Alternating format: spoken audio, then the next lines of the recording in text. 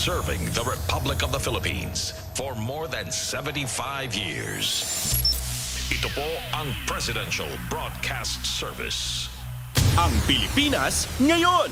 Narito na ang pinakamainit na mga balita na nakalap sa bawat sulok ng bansa. Ihahatid sa bawat Pilipino saan man kayo sa mundo. Ang Pilipinas ngayon. Pakinggan ang bawat kaganapan sa bawat lalawigan. Ito ang Pilipinas ngayon.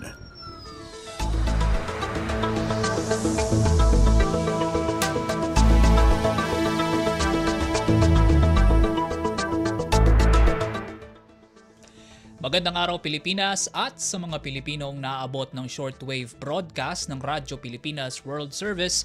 Ito po ang programang Ang Pilipinas Ngayon. Ako po si Win Peñano, pansamantalang humahalili po kay Ven Blones.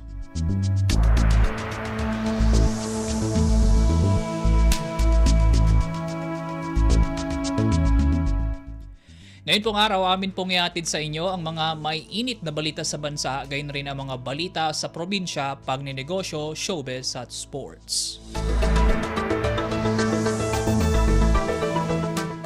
Kami inyo pong napakikinggan sa mga sumusunod na shortwave frequencies na 9.960 MHz, 12.120 MHz at 15.190 MHz. Mga kababayan, simulan na nating pasadahan ang mga balita sa araw na ito. Pasada ng mga balita mula sa Pilipinas para sa mga Pilipino saan man sa mundo. Ang Pilipinas ngayon.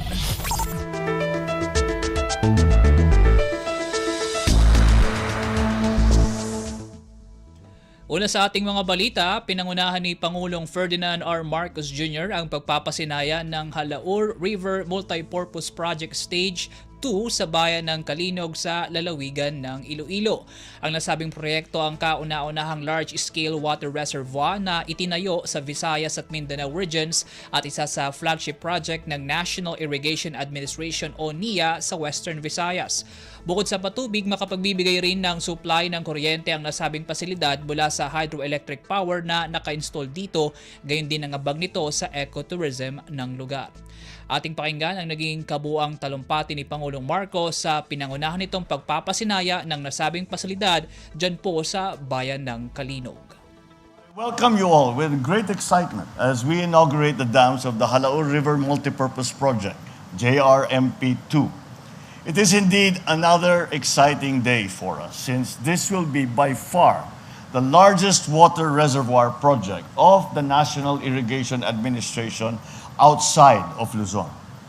Costing almost 20 billion pesos, the JRMP2 has three key components: the irrigation development, the environmental and watershed management, and institutional development.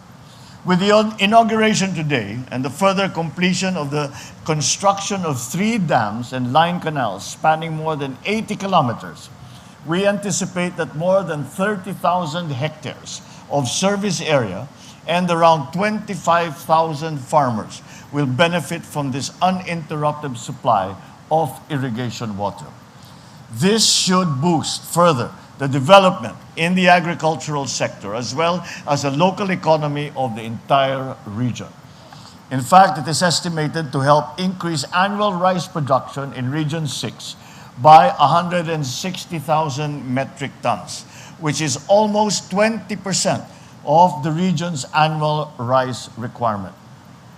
On top of its use for irrigation, a portion of the water from the High Dams Reservoir, or around 86 million liters per day, will be utilized to supply the commercial and industrial bulk water requirements of Iloilo City and its neighboring municipalities.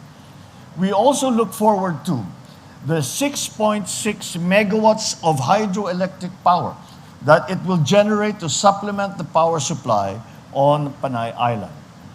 Additionally, it is also proposed to develop inland fishery, floating solar energy systems, and eco-cultural tourism in the near future. With all these, the JRMP2 truly deserves its label Katuwang sa Kauswagan, or Partner in Progress. Let this project serve as a benchmark and an inspiration for all endeavors of this scale and of this magnitude. It's only the beginning of what we have in store for the development of our water resources. In the past, we only built irrigation dams for the single purpose of watering our agricultural production areas. Then, we made flood control projects to stop flooding and invested billions more for bulk water. In Bagong Pilipinas, we are strategically harnessing our finite resources, especially water. We are also wisely investing our limited funds in projects that will bring optimal development for the most number of beneficiaries in the most efficient manner.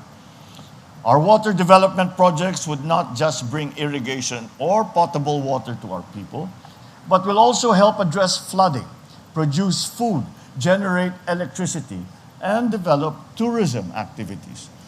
The JRMP2 will definitely bring many benefits to the people of Iloilo in the coming years. For this, my utmost gratitude goes to the government of South Korea, which has generously partnered with us in this and many other very grand projects that we are undertaking in the Philippines. Yes, absolutely. Indeed, this venture is not only a symbol of our strong friendship and our long-standing ties, but also our reminder of a shared desire for growth and for development. I also recognize the men and women of NIA, and especially to the skilled brains and hands that labored relentlessly to turn our plans into reality. The Senate President reminded me that he has been working at this for 13 years. And I think it is entirely too long that the phase 1 that was completed in my father's time, that the phase 2 should be completed in my time. We should not have waited that long. So I think we need to accelerate the process a little bit. While the work to build this project is almost done, our service to the people never ends. I urge everyone who will be tasked with the operations and further developments of this project to maintain our sense of purpose, our integrity, and dedication with you always. From the groundbreaking to the completion and down to the daily management, we must always uphold excellence and wisdom with compassion. And so, let us continue with a steadfast commitment to the well-being of our stakeholders and even the state of our future in mind. Hindi ko rin maaaring kalimutan ang mga magsasaka na araw-araw ay nagsisikap upang magbigay ng pagkain sa buong sambayanan.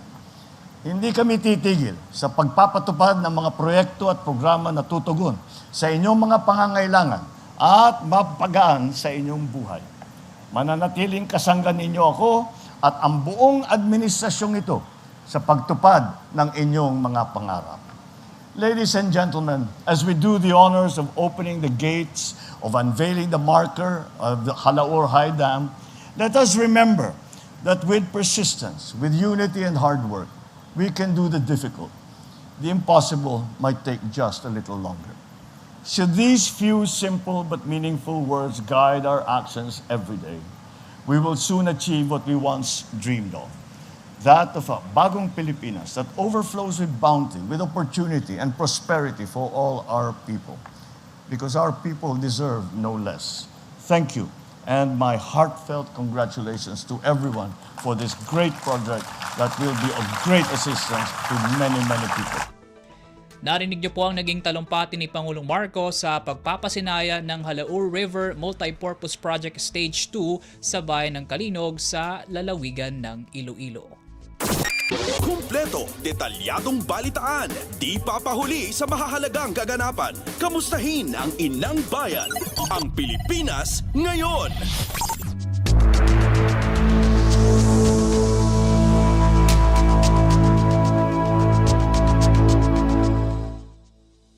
Sa iba pang balita, handang-handa na ang House of Representatives para sa State of the Nation Address o SONA ni Pangulong Ferdinand R. Marcos Jr. sa Hulyo 22. Ayon kay House Secretary General Reginald Velasco, may mga kaunting preparasyon pa ngunit all set na ang Batasang Pambansa Complex para sa ulat ng bayan ng punong ehekutibo. Na pinalisa na rin anya ang Interagency Coordination Committee ang mga preparasyon para sa Lunes. Nagsagawa rin sila ng simulation sa mga protocol at walkthrough kung saan daraan ng Pangulo, magpapahinga ang first family at ang magiging pwesto ng lahat ng mga guest. Tiniyak naman ni Velasco na kasado na ang lahat pagdating sa usapin sa seguridad. Samantala, tiniyak naman ng Presidential Security Command o PSC ang seguridad at kaligtasan ni Pangulong Ferdinand Marcos Jr. sa kanyang ikatlong SONA. Ayon kay PSC Commander Brigadier General Jesus Nelson Morales, kasado na ang kanilang security measures na halaw sa kahalintulad na security protocol noong SONA 2023. Nasa halos 1,500 PSC personnel ang ipakakalat sa loob at labas ng Batasang Pambansa Complex sa Quezon City. Ani Morales, handang-handa ang PSC sa anumang posibleng mangyari. Sa panig naman ng Pambansang Pulisya, ipatutupad ng Quezon City Police District o QCPD ang gun at liquor ban sa bisinidad ng Batasan Complex sa Lunes. Ayon kay PNP spokesperson Colonel Jean Fajardo, regular ang koordinasyon ng PNP sa iba't ibang law enforcement agency para sa mga posibleng banta sa administrasyon. Sa ngayon anya ay walang seryosong banta sa SONA at nasa halos pinal na yugto na ng paghahanda. Magkakaroon din anya ng pinal na interagency meeting ang PNP, Armed Forces of the Philippines at Philippine Coast Guard para plansyahin ang latag ng seguridad kung sakaling may mga aprobahan na permit para sa mga rally na idarao sa araw ng SONA. Pasada ng mga balita mula sa Pilipinas para sa mga Pilipino saan man sa mundo. Ang Pilipinas ngayon.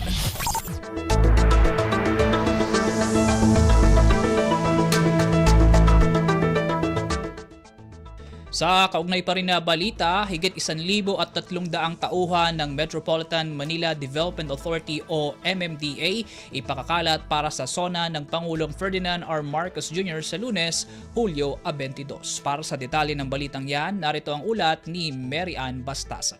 Tuloy-tuloy na ang ginagawang paghahanda ng Metropolitan Manila Development Authority o MMDA para sa gaganaping ikatlong State of the Nation Address o SONA ni Pangulong Ferdinand R. Marcos Jr. sa July 22. Ayon kay MMDA Chair Romando Artes, nasa 1,300 traffic personnel ang ipakakalat ng ahensya para tumulong sa pagmando ng trapiko sa araw ng SONA. Magkakaroon din ng mga rerouting schemes dahil sa mga kalsadang isasara.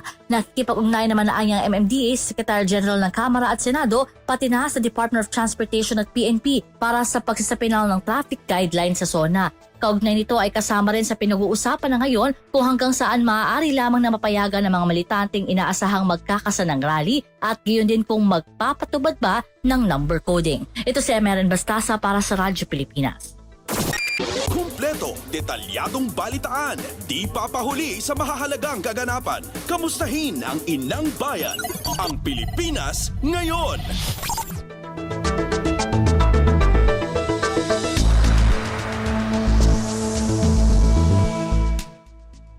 Umaasa si Senate Minority Leader Coco Pimentel na iaanunsyo ni Pangulong Ferdinand R. Marcos Jr. sa kanyang State of the Nation Address o SONA sa Lunes ang tuluyan ng pagbabawal ng operasyon ng mga pogo sa Pilipinas.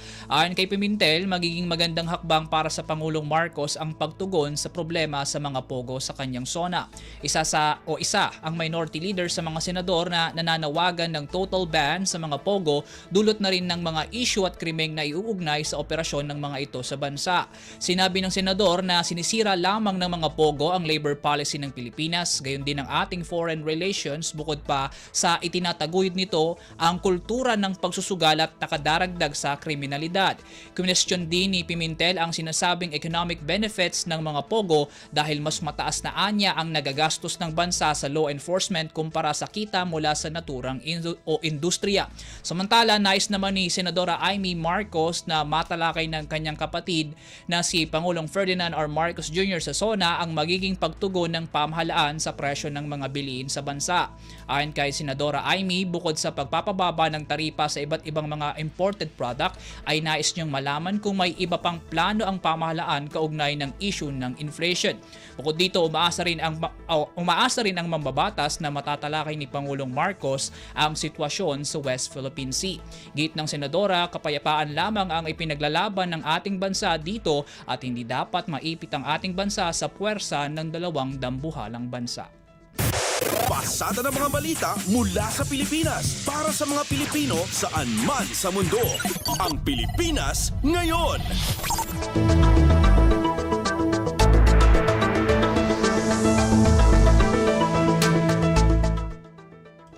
Pinatitiyak ni Pangulong Ferdinand R. Marcos Jr. sa mga kinauukulang tanggapan ng pamahalaan ang mabilis, tuloy-tuloy at kumpletong paghahatid ng lahat ng government assistance para sa mga pamilyang apektado ng flash floods sa Bangsamoro Region at iba pang lugar sa Mindanao. Pahayag ito ng Pangulo kasunod ng mga nararanasang pag-ulan sa iba't ibang bahagi ng bansa. Ayon sa Pangulo, patuloy ang ginagawang assessment ng pamahalaan hinggil sa danyos na iniwan ng pagbaha sa infrastruktura at agrikultura. Pagpapatupad niya ang pamahalaan ng mabilis na rehabilitasyon para sa mga apektadong komunidad.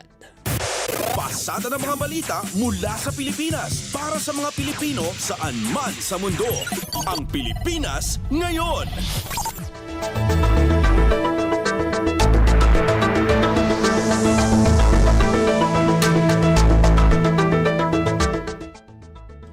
Inasikaso ng pamahalaan ang pag-alalay sa mga naapektuhan ng pagbaha dulot ng patuloy na pag-ulan sa 5 rehiyon sa Mindanao. Sa panayam ng Radyo Pilipinas, sinabi ng tagapagsalita ng Office of Civil Defense na si Director Edgar Posadas na umabot sa 310 barangay ang naapektuhan ng sama ng panahon dulot ng Intertropical Convergence Zone o ITCZ na sinundan pa ng Southwest Monsoon o Habagat. Kabilang sa mga naapektuhan ng pagbaha ang Regions 9, 10, 11, 12 at BARM.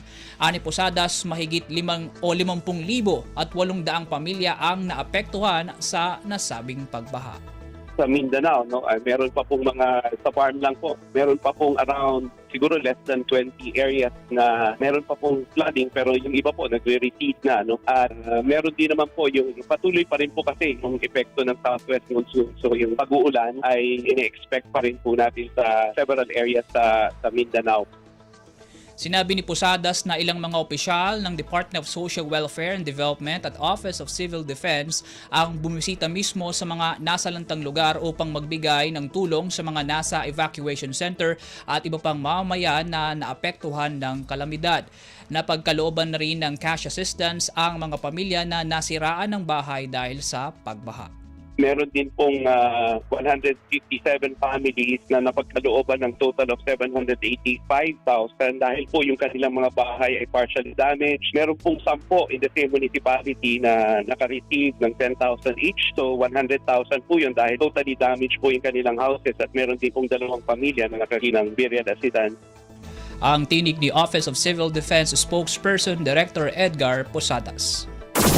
Kumpleto, detalyadong balitaan, di papahuli sa mahahalagang kaganapan. Kamustahin ang inang bayan, ang Pilipinas ngayon.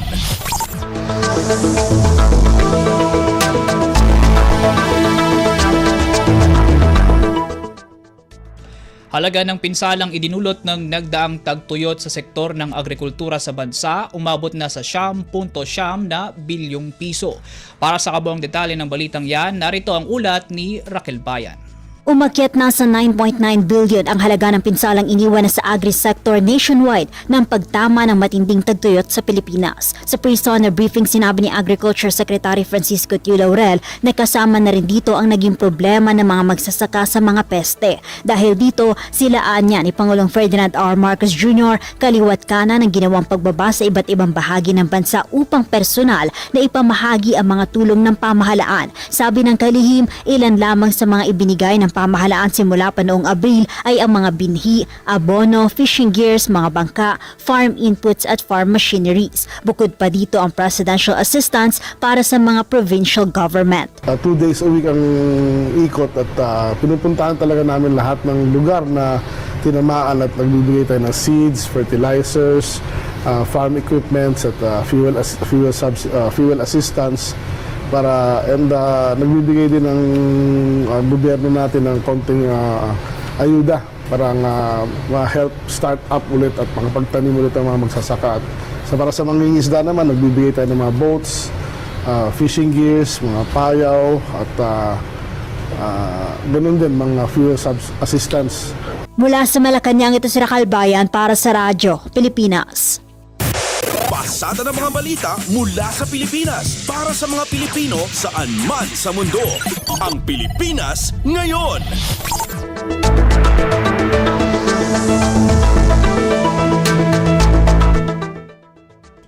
Tututukan ng Department of Agriculture o DA na mapataas ang bilang ng mga soil testing facilities sa buong bansa na maaaring umalalay sa mga magsasaka, partikular sa pagpapanatili ng malusog na lupang sakahan na siya namang magresulta sa mas mataas na agri-production sa bansa. Sa pre-SONA briefing, sinabi ni Agriculture Secretary Francisco Chu Laurel Jr. na isa kasi sa mga nakikita nilang hindi angkop na ginagawa ng mga magsasaka ay ang sobra-sobra o kulang na paggamit ng abono o fertilizer. Paliwanag ng kalihim, shotgun approach ang ginagawa ng ilang magsasaka. Ibig sabihin kung ang nakasanayan ay ang paggamit ng 10 sako ng pataba sa 1 hektarya ng lupain, ito na rin ang ginagawa sa ibang lugar. Ang problema ayon sa kalihim, bawat lupa ay iba ang kinakailangang volume ng pataba kaya't kung minsan nasosobrahan o nakukulangan ang paggamit ng fertilizer na hindi maganda sa lupang sakahan. Dito ngayon pumapasok ang mga soil testing center upang magabayan ang mga magsasaka sa bansa. Kumpleto, detalyadong balitaan, di papahuli sa mahahalagang kaganapan. Kamustahin ang inang bayan, ang Pilipinas ngayon.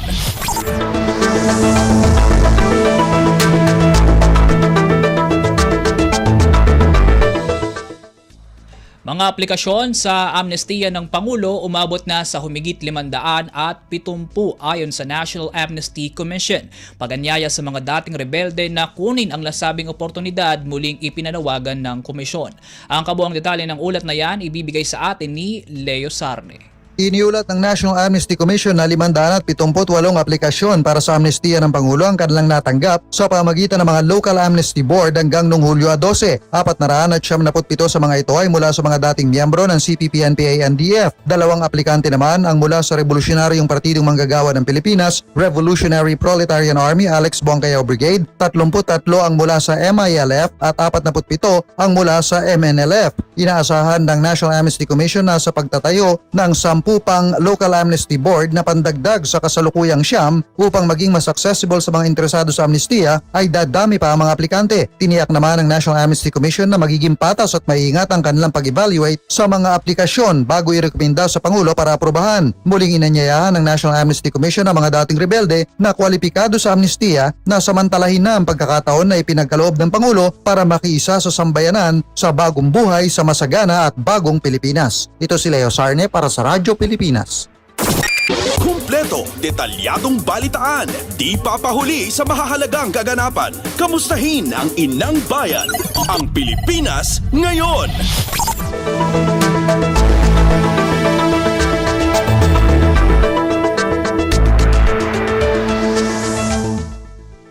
Hinirang ni National Security Advisor o NSA Secretary Eduardo Año ang hatol na guilty sa kasong child abuse laban kina dating Bayan Muna Party List Representative sa Turo Campo at ACT Teachers Party List Representative Franz Castro bilang patunay na walang nakatataas sa batas. Sa isang pahayag matapos ibaba ng Regional Trial Court Branch 2 ng Tagum City, Davao del Norte ang naturang desisyon, sinabi ni Secretary Año na ipinakikita nito ang commitment ng judikatura na itaguyod ang rule of law. Malinaw anya na pinasisinungalingan ng desisyon ang alegasyon ng mga akusado na rescue mission ang kanilang ginawa sa iligal na pagkuha at pagbiyahe sa mga menor de edad sa Talaingo, Davao del Norte noong 2018. Sinabi ni Secretary Anyo na ang desisyon ay malaking hakbang upang mapangalagaan ang mga katutubo at menor de edad laban sa indoktrinasyon ng divisive na ideolohiya.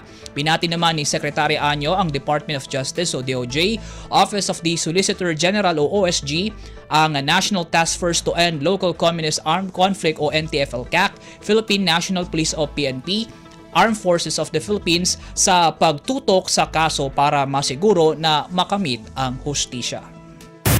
Pasada ng mga balita mula sa Pilipinas para sa mga Pilipino saan man sa mundo.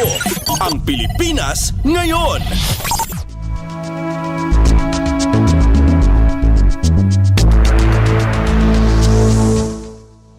Sa kaugnay na balita, inaaral ngayon ni ACT Teachers Party List Representative Franz Castro at dating Bayan Muna Representative sa Turo Campo kung maghahain ng motion for reconsideration sa korte sa Tagum o didirekta na sa Court of Appeals. Ito ay kaugnay sa guilty verdict na ipinataw ng korte laban sa dalawa dahil sa paglabag sa Special Protection of Children Against Abuse, Exploitation and Discrimination Act. Kapwa naman nanindigan si Castro at Ocampo na tumulong lamang sila sa pagsusulong at pagprotekta sa karapatan ng mga batang lumad mula sa pag-atake sa mga lumad school o sa lugpungan.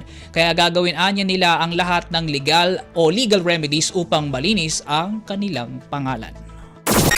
Kumpleto, detalyadong balitaan, di papahuli sa mahahalagang kaganapan. Kamustahin ang inang bayan, ang Pilipinas ngayon.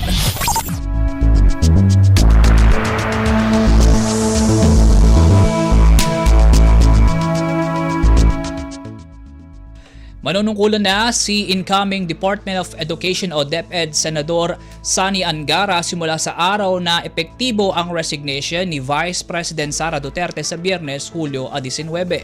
Ayon kay Angara, sa Hulyo 18 nakatakda ang turnover ceremony at kinabukasan nito ay formal na siyang magta-take over sa kanyang bagong posisyon.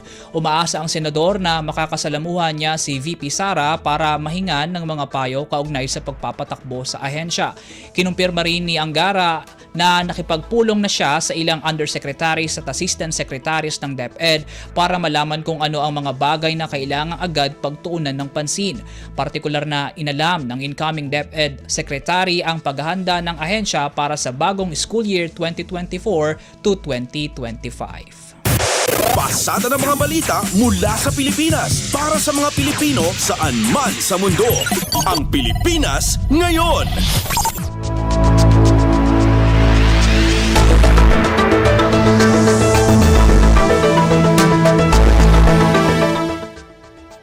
Ilang araw bago magpasukan, naglabas na ang Department of Education o DepEd ng mga panuntunan para sa school year 2024 to 2025 sa bisa ng Department Order 009 Series of 2024 na pinirmahan ni Vice President at Education Secretary Sara Duterte. Ayon sa DepEd, ang pasukan ay magsisimula sa July 29 at magtatapos sa April 15 na susunod na taon na may kabuang 200 araw. Ang enrollment naman ay nagsimula na noong July 3 at tatagal hanggang July 26. Samantala, ang Brigada Eskwela ay nakatakda sa July 22 hanggang 27 habang ang Oplan Balik Eskwela ay magsisimula sa July 22 at magtatapos sa August 2. Ang Christmas break naman ay magsisimula sa December 21 hanggang January 1. Sa kabila ng mga pagbabago, mananatili ang in-person learning bilang pangunahing paraan ng pagtuturo sa mga paaralan. Gayunpaman, ipatutupad ang blended learning kapag suspendido ang klase dahil sa mga kalamidad o emergency. Pasada ng mga balita mula sa Pilipinas para sa mga Pilipino saan man sa mundo. Ang Pilipinas ngayon.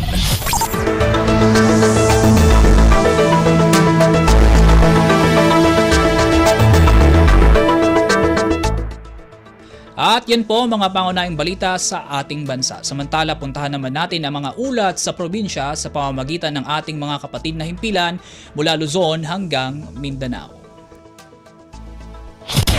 Balita mula sa lalawigan sa bawat rehiyon ng ating bayan. Dito sa Ang Pilipinas Ngayon.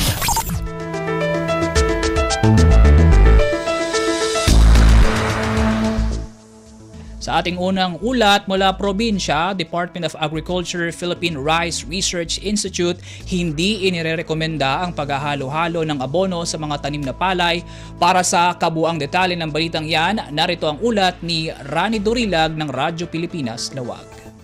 In pagamot ti Philrice Batak City branch sa bentahe iti panagiaplikar ti may sa klase ti abono iti mula apagay iti usapang agrikultura program segon kini Philrice RCEP Regional Coordinator Benjamin Pajarillo Jr. saan nga irekomendar ti ahensya a pagtipunen iti klase ti abono. Ilolawag na ano agtipod ti abono nga iaplikar iti mula apagay ket bumaba ti nutrient content ti abono anay lauk. Kas ehemplo ti triple 14 wenno complete fertilizer ket nalaukan ti urea a 4600 composition ket bumaba iti 40% ti urea nga abono. Inayon na nga dadag iti rason ang madadael ti mula kas alisto nga agdepes ti pagay. Manipod iti Radyo Pilipinas Lawag, Randy Durilag para sa Radyo Pilipinas World Service. Balita mula sa lalawigan sa bawat rehiyon ng ating bayan. Dito sa Ang Pilipinas Ngayon.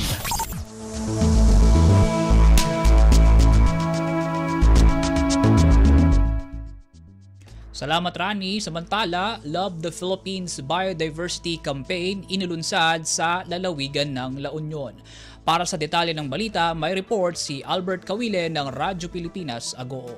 Indauluan ti Department of Tourism Region 1 ti panakayuswa ti Love the Philippines Biodiversity Campaign sa Jay Bakawan Ecotourism Park, Bawang, La Union, ken ti Tara-Tara Forest 18 Nagilian, La Union, Edikalman, Hulyo 15. Tinabunwan da ito iti stakeholders manipod kadagit ti ahensya ti gobyerno ken pribado a sektor. Paset ti aktibidad ti launching ti mural ti Bakawan Ecotourism Park ken Tara-Tara Forest. Naisa ang katpay ti tree planting activity ti Bakawan Ecotourism Park ken ti demo ti panagaramid iti paper craft ken bamboo crafts sa Jay Nagilian, La Union. Kamaudyanan na impeksa ni Regional Director Jeff Ortega ti suporta ti Department of Tourism kadagiti amin na ganwa ti LGUs saan lang iti panakapaduras iti turismo no diket patipay iti panakapreserba ti kannawidan na kultura ken panakasalaknib ti aglawlaw. Ti campaign launch ket simmarno iti sapasap nga advokasya ti Tourism Department tapno bigbigan ken maitandudo ti nabaknang a kultura, pakasaritaan ken kinaduma-duma ti pagilyan. Manipod RP Ago, Albert Kawile para kay Radyo Pilipinas World Service.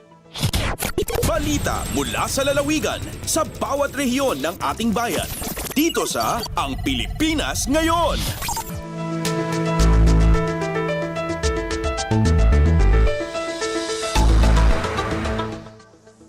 Salamat Albert mula Luzon, lipad naman tayo sa Kabisayaan. Department of Trade and Industry o DTI sa Eastern Samar nakikiisa sa selebrasyon ng National Micro, Small and Medium Enterprise Development Week.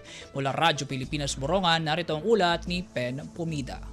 Nakikiusay DTI Eastern Samar hapagtigaman hit National Micro, Small and Medium Enterprise MSME Development Week pinaagi itong tema Innovate to Elevate. Sumalakan DTI Provincial Director Othelma Samonte tuyot selebrasyon nga marikonoser itdako nga kontribusyon hit MSMEs ha ekonomiya hit nasod. Kasumpay hini ginbuhat in pera nga mga aktibidad nga ginpanagbalayan han DTI hanakalabay nga simana malampuson nga gindumara ang Third Carp Negosyo Agrario Trade Fair ha Robinson Tacloban City. 5 nga MSME sa Eastern Samar ang naging exhibitors nga nagabutin 423,749 ang ira total sales equivalent in 101%. Ang target sales nga 420,000 pesos. 91 MSMEs tikanghin magkabaibang nga business sectors o stakeholders sa probinsya ang inatinder han free digitalization seminar. Tikang Radyo Pilipinas Borongan, inihipen Pumida para Radyo Pilipinas World Service.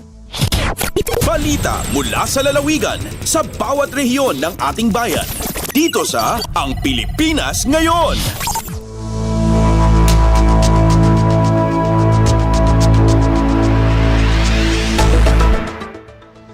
Salamat Pen. Mula Samar, tawid naman tayo sa Leyte. Field operations ng 2024 Census of Population and Community-Based Monitoring System o POPSEN-CBMS sa Southern Leyte nagsimula na.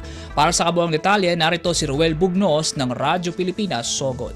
Gisugdan na sa Philippine Statistics Authority kon PSA Southern Leyte ang 2024 Census of Population kon PAPSEN o Community-Based Monitoring pinaagi sa pagpaygayon ng roadshow kagahapon adlaw Hulyo 15 tuig 2024 kini matod pa sa press release sa ahensya. Ang ayang masayran nga ang 2024 PAPSEN CBMS usa kini kanasudnong paningkamot nga naglangkob sa collection, completion, evaluation, analysis ug publication, lakip ng dissemination sa mga datos sama sa population count, demographic ug socio-economic characteristics sa populasyon, housing statistics ug uban pa. Sa lalawigan sa Southern Leyte ana sa kapin 300 ka mga field personnel ang gipakatap alang sa pagpaygayon sa PAPSEN CBMS. Sa naasoy nga ihap ana sa 273 ang mga enumerators, 53 ka mga team supervisors ug 20 ka mga census area supervisors. Kalabot niini giawhag sa PSA ang aktibong partisipasyon alang sa kalampusan sa nationwide statistical activity. Balita gikan sa Southern Leyte kini si Roel Bugnos para sa Radyo Pilipinas sa World Service. Balita mula sa lalawigan sa bawat rehiyon ng ating bayan. Dito sa Ang Pilipinas Ngayon.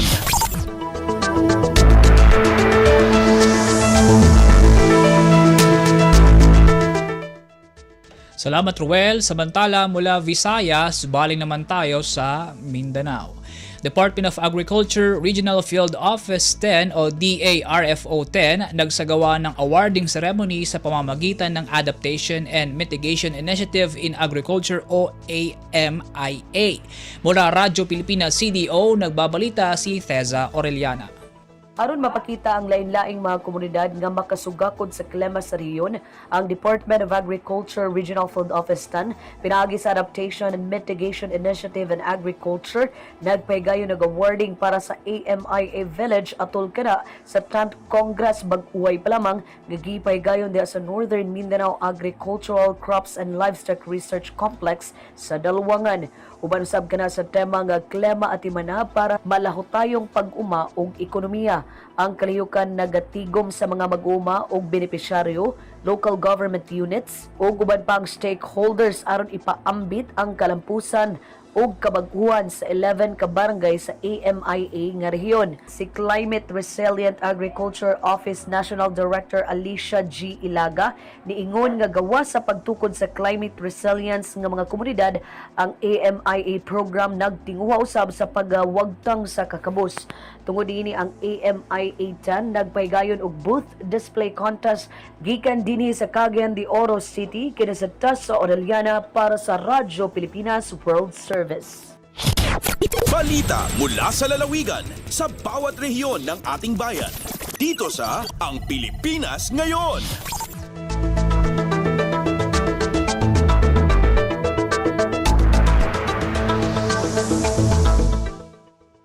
Salamat Teza. Mula Cagayan de Oro, lundag naman tayo sa Zamboanga.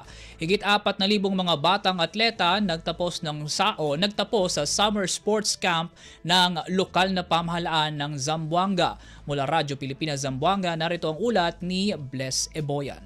Adunay 4,500 ka mga batang atleta ang nakahuman na sa usa ka bulan nga Summer Learn to Play a Sport program sa kagamhanang lokal sa Zamboanga kaniadtong Sabado. Sa mensahe ni Zamboanga City Mayor John Dalipe nga gipasindungog ni City Sports Director Dr. Cecil Atilano malipayon kini tungod sa determinasyon sa mga partisipante samot na sa pagpaningkamot niini para makahatag og pride and honor sa lungsod sa Zamboanga. Gibutyag usab niini nga ang iyang administrasyon padayon nga maghatag og suporta para sa mga sports enthusiasts. Ang culminating activity gihighlightan sa usa ka field demonstration ug gipakita sa mga atleta ang ilang abilidad sa nagkalain-laing sports sama sa basketball, muay thai, karate, pencaksilat, taekwondo, gymnastics ug dance sports. Kini nga sports camp usa ka programa sa kagamhanang lokal sa Zamboanga nga giorganisa sa City Sports Division o ginabuhat kada tuig alang sa mga bata edad 7 taman 15 anyos para sa 24 ka mga sports event. Gikan diri sa Radyo Pilipinas Zamboanga, kini si Bless Iboyan para sa Radyo Pilipinas World Service.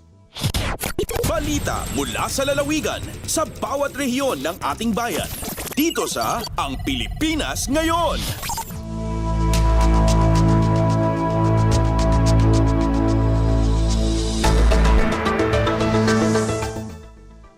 Salamat Bless. Mula Zamboanga, kambyo naman tayo sa Iligan. Higit 5 milyong pisong halaga ng rescue vehicle at speedboat itinurnover ng pamahalaang panlunsod ng Iligan sa Iligan City Disaster Risk Reduction and Management Office. Mula Radyo Pilipinas Iligan, nagbabalita si Sheriff Timhar Habib Majid. Formal nga gi-turnover sa lokal nga kagamhanan sa Iligan City ang kapin sa 5 million pesos nga valor sa duha ka rescue vehicles ug usa ka speedboat ngadto sa Iligan City Disaster Risk Reduction and Management Office niadtong Lunes, July 15 sa gipahigayon nga flag ceremony sa Anahaw Amphitheater, Buhanginan Hills, Palao sa Dakbayan. Sa pakiginabi sa RP1 Iligan kay Iligan CDRRMO Operation Chief Sander Bughaw, mingon siya nga kiniisip dugang sakyanan sa CDRRMO tungod kay kulang ang gidaghanon sa ilahang mga sakyanan sa pagresponde. Dugang pa niya sugdan na sa CDRRMO ang pagpatrolya sa Kabaybayonan gamit ang maong speedboat mosunod nga bulan matag weekend ug holidays. Samtang gipabot usab sa sunod semana ang pag-turnover sa 7 pa ka patrol rescue vehicles humanipay lawom sa inspeksyon.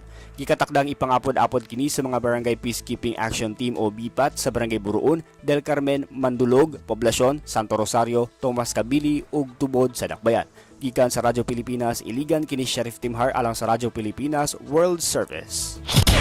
Balita mula sa lalawigan sa bawat rehiyon ng ating bayan. Dito sa Ang Pilipinas Ngayon.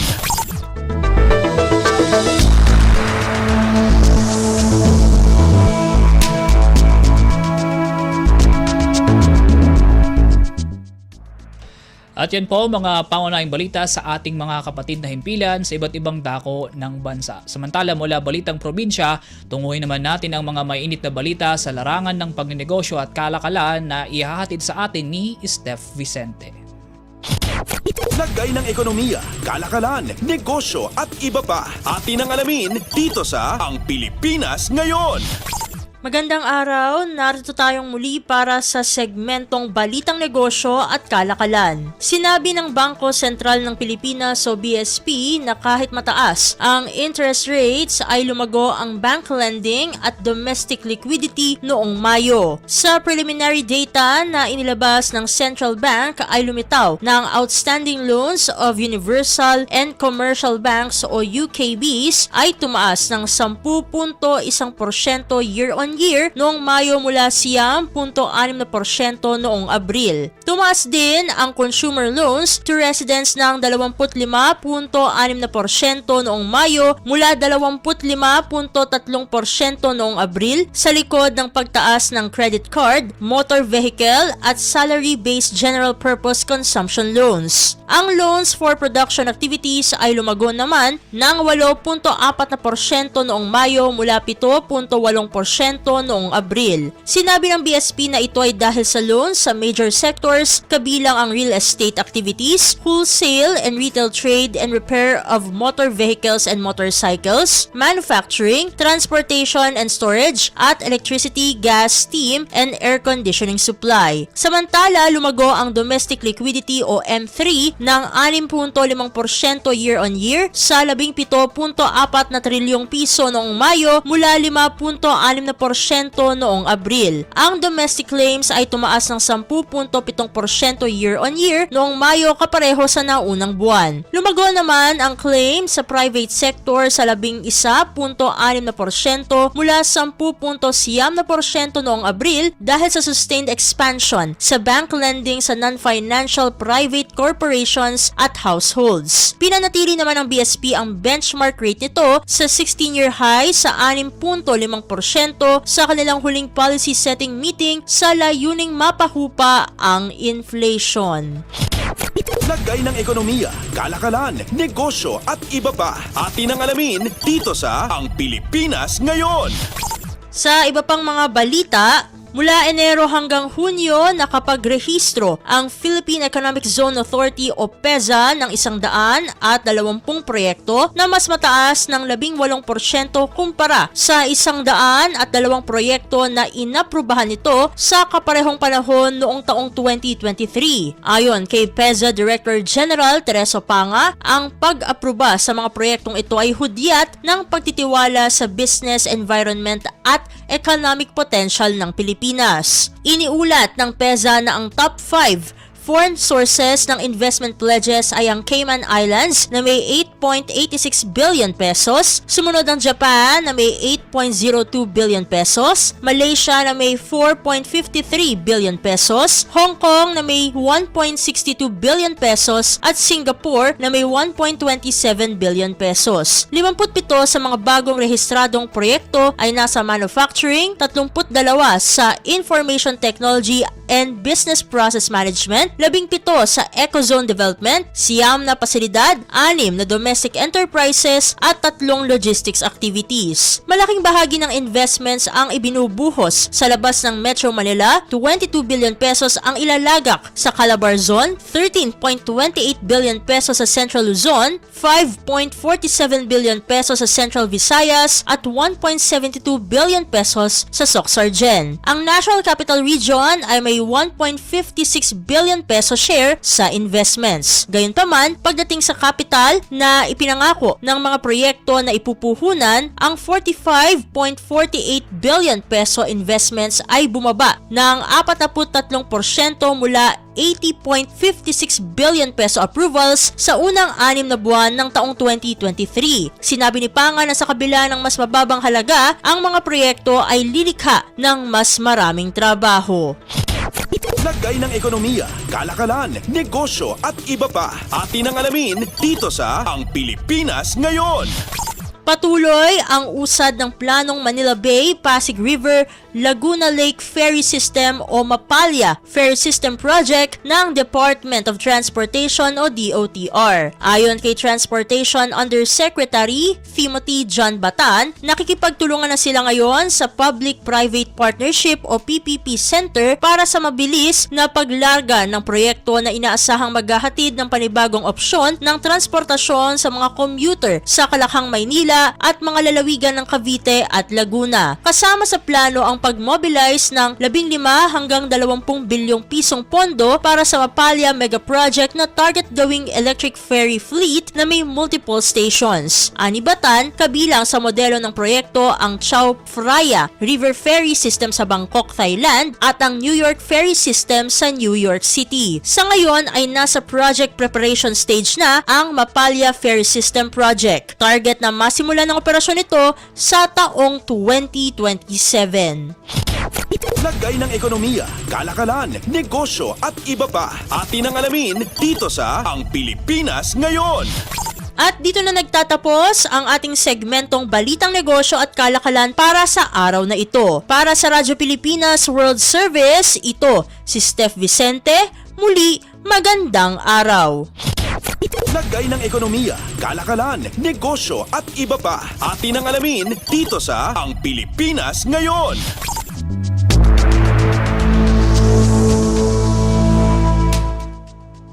Salamat Steph. Mula Balitang Negosyo, alamin naman natin ang mga may init na balita sa larangan ng palakasan mula sa ulat ni Leo Magpayo.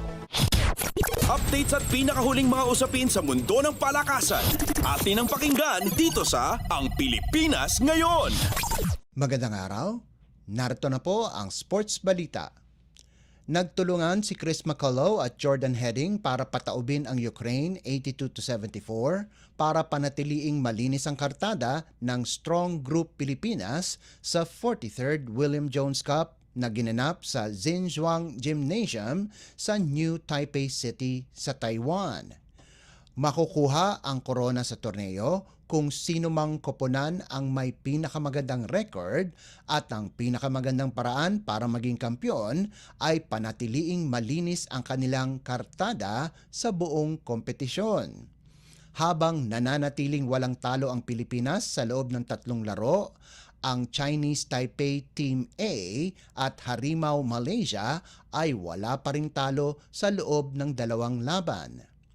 Dinala muli ni San Miguel Import McCullough ang koponan pagkalipas magpakawala ng 8 puntos sa huling 2 minuto ng laban kontra Ukraine para magtapos ng may game high na 28 puntos kasama pa ang 6 na rebounds. Nakalikom naman si Heading ng 24 na puntos habang ang team captain na si Kiefer Ravena ay nagtapos na may 10 puntos. Si Anatoly Shundel naman ang nanguna para sa Ukraine sa nalikom nitong 17 puntos. Magpapahinga muna ng isang araw ang strong group bago makatapat ang Malaysia sa Miyerkules para madetermina kung sino ang top seed sa torneo. Updates at pinakahuling mga usapin sa mundo ng palakasan. Atin ang pakinggan dito sa Ang Pilipinas Ngayon. Binabago-bago ng Northport Batang Pier ang kanilang mga players pagkatapos ang 2024 PBA Rookie Draft. Sa magkahiwalay na kasunduan, pinadala ng Northport si Zav Lucero sa Magnolia Hotshots at si Ben Adamos naman sa Barangay Ginebra San Miguel.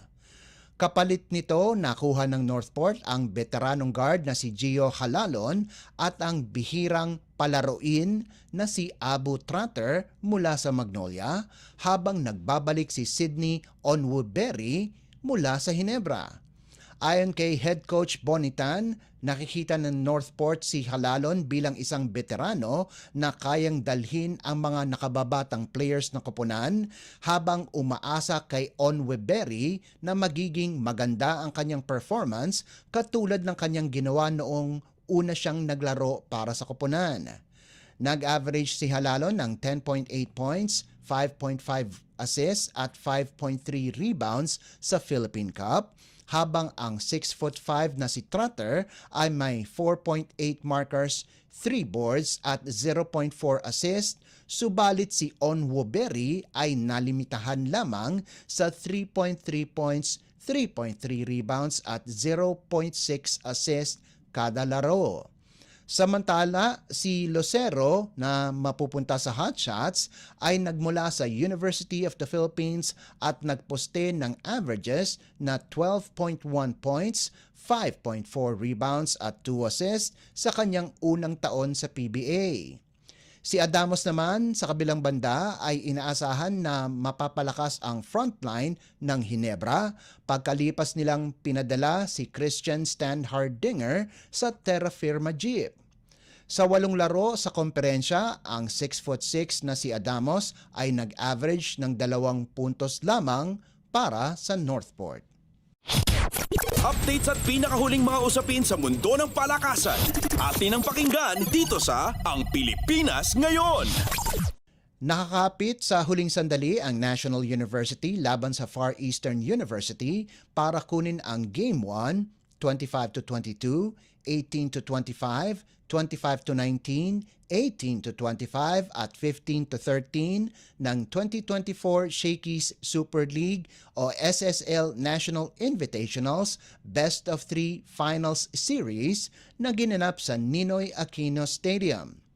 Nanguna para sa Lady Bulldogs ang veteranong si Belia Belen na nakalikom ng 26 na puntos mula sa 24 na attacks at 2 blocks habang si Ara Panike ay nagdagdag ng 15 puntos. Nag-ambag naman si Erin Pangilinan ng 14 na puntos, pati na rin si Myrtle Escanlar ng 13 puntos.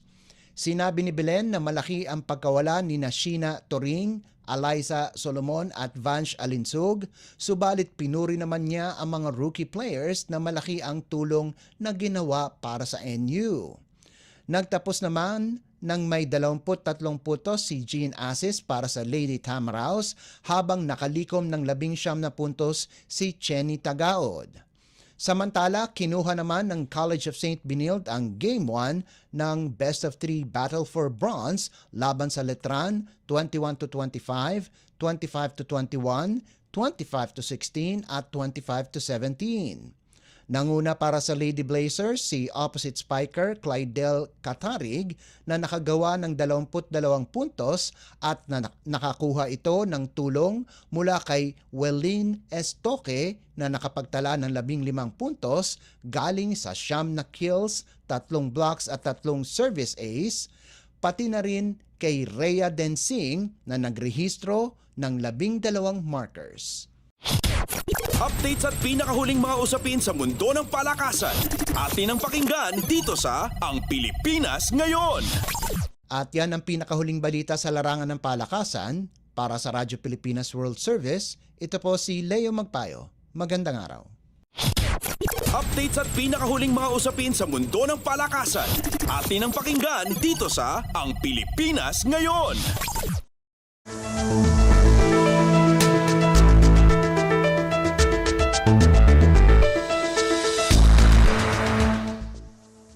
Salamat Leo mula sa sports. Pakinggan naman natin ang mga bagong chika sa ating showbiz balita na hatid sa atin ni Mama JT. Ang latest, ang hottest sa showbiz and entertainment. Heto na sa Ang Pilipinas Ngayon.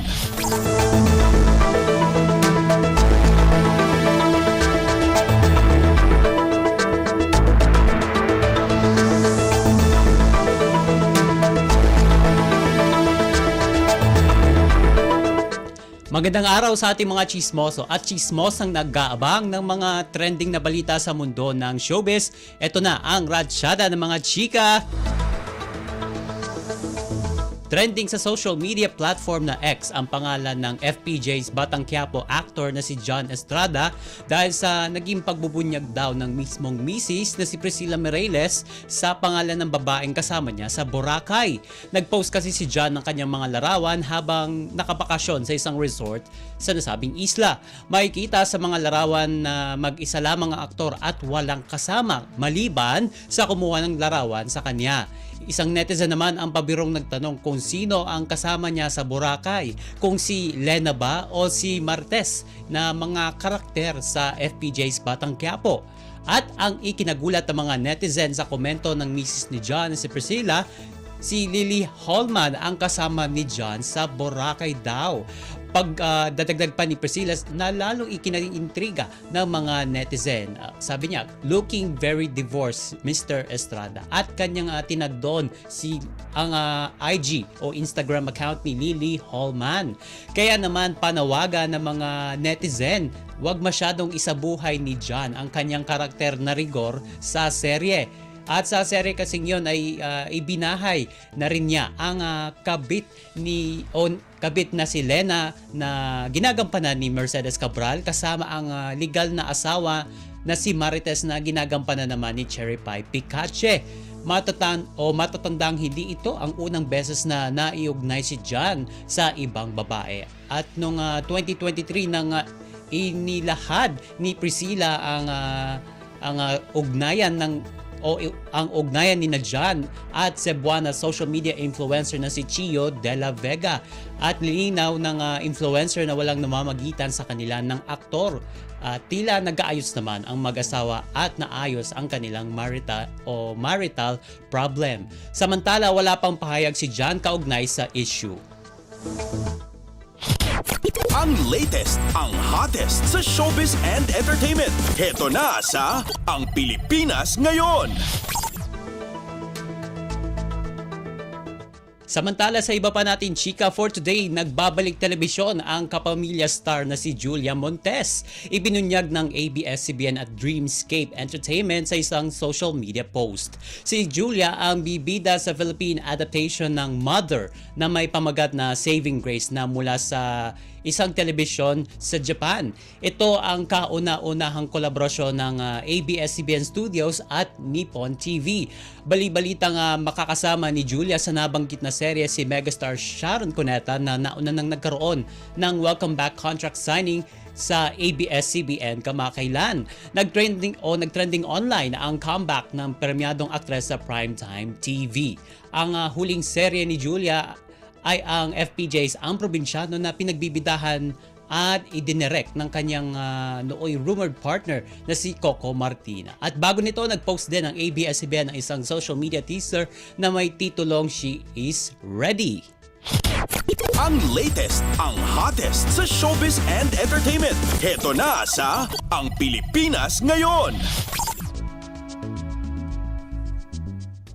At sa uli natin chika for today, walang pagsisisi ang aktres na si Diana Zubiri Smith hinggil sa naging simula ng kanyang showbiz career.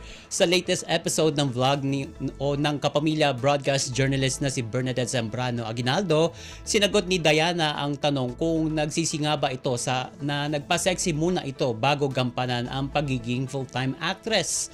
Naisip kasi ni Diana ang magiging kapalaran nito dahil sa kanyang naging desisyon natanggapin ang mga sexy at mature roles. Sabi niya, ngayong maganda na ang kanyang buhay ay hindi na niya ito pinagsisisihan. At ayon pa kay Diana, pwede pa raw siyang umulit o pwede pa raw siyang magpa-sexy ulit dahil galing na raw siya doon sa ganoong mundo.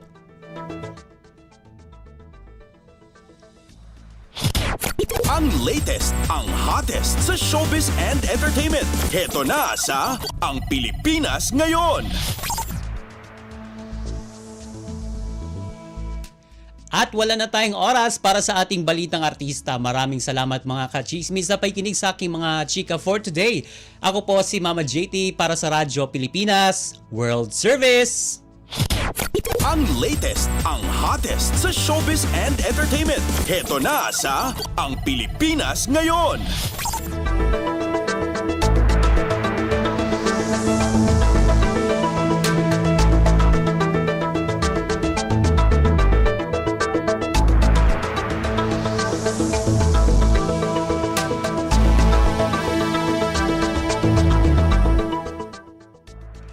Salamat Mama JT para sa ating showbiz balita ngayong araw.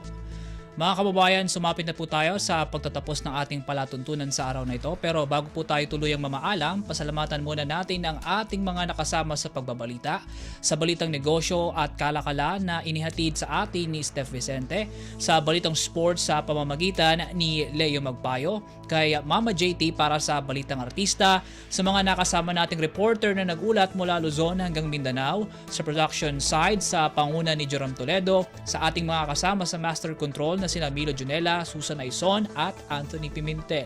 Sa mga kaibigan natin sa Tinang Tarlac at sa aming station manager na si Ginoong Ray Sampang. Sumayin niyo po mga may init na balita sa araw na ito. Sa ngalan po ni Ven Blones, ako po si Win Peñano, naway manatili po tayong malusog at ligtas at pagpalain po tayong lahat. At yan ang Pilipinas Ngayon. Muling samahan si Ben Blones sa parehong oras at alamin ang pinakahuling mga kaganapan at balita saan man kayo naroon. Ang Pilipinas Ngayon!